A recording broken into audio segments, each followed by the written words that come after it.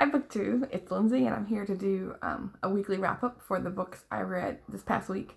Like I mentioned before, I had a pretty rough week, just stress-wise, lots going on.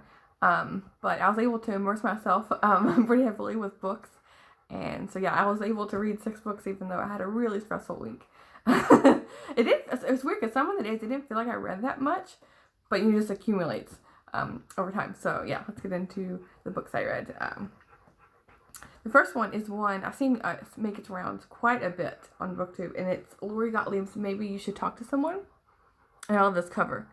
And this is a unique book because it's not just like a psychology book or a book about therapy, but it's the therapist herself is actually going through therapy. So you get like her perspective not only on the clients that she takes in and helps them with their problems, but also it's unique because you get her perspective going through therapy as a therapist herself, because I'm trying to get help with her personal life, which I thought was really interesting. And she even mentions like at the beginning of the book, like the prologue, talks about how this is just the description she gives for like the different traumas and disorders. A lot of people can relate to them, even if you yourself don't have this disorder or this personality type. Still, we're all human and we all have our ups and downs. So she talks about how, reading this book, you can completely relate to what's going on in these people's lives. And I felt that myself pretty heavily on some parts, because like I mentioned before, I came from a broken home, and so I went through therapy from 2nd grade all the way through high school, trying to deal with a lot of family trauma. So I have like a first-hand experience with therapy, but I haven't gone in a long time to counseling. But yeah, it was really interesting to read this book. So if you have any interest in psychology, or dealing with things going on in your life, or anything interested in therapy, then this was a really good book. I felt for a lot of these people, even though I couldn't completely relate to their stories. And what they were dealing with, it's still like you really felt like you got to know them through this therapy. And she also talks a bit, about the history of psychology and the different, like Freud and like Carl Jung, different people who have influenced psychology throughout the ages. So yeah, it was a very informative book. The next one I read was one that for Steve Donahue's read-along he's doing. It's The Sorrows of Young Werther by Johann Wolfgang von Goethe. Can't pronounce that correctly. With an interesting cover with he's crying. So this one was okay for me. I don't think I would have picked it up if it wasn't for Steve Donahue's read-along. So it's good in that aspect. But it's about a man who is the sorrows of Werther is he is feeling very sad and depressed that he is unable to be with the woman that he loves because she is already married. So the whole book is like him being obsessively, he's obsessed about this woman. And she doesn't, from my first time reading it, she didn't really lead him on to form this relationship. And so that and like the plot of him being completely obsessed and distraught over not having her, it didn't move the plot like I wanted it to. It felt, even though it was a short book, it felt really long. But yeah, I'm glad I read it. So I can check a classic off my list. I mean, I don't read classics for that, but I'm glad I experienced it and gave it a try.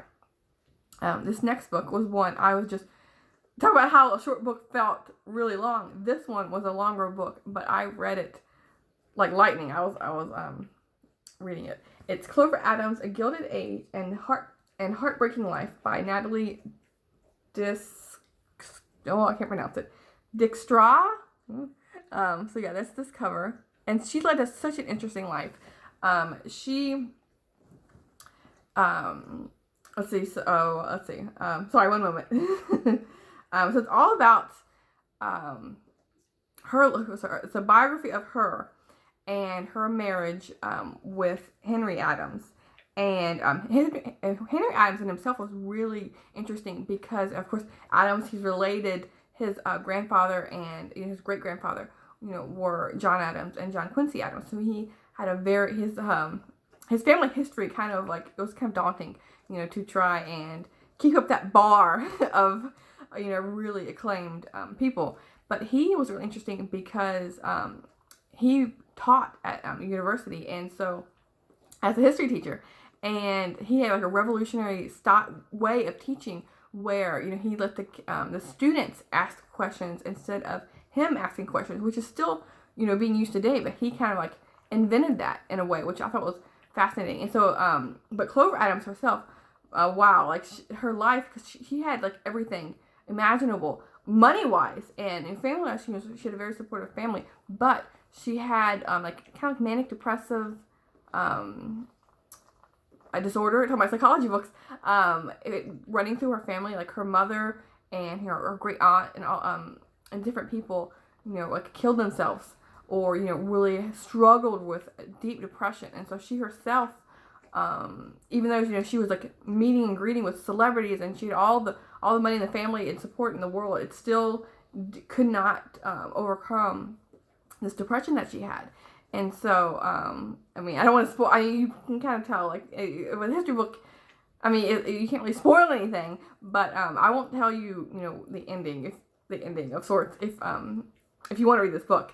But yeah, it was. I felt like I got to know her, and like I was riveted by her life story. They lived in Boston, because like John Adams and John Quincy Adams are from that region.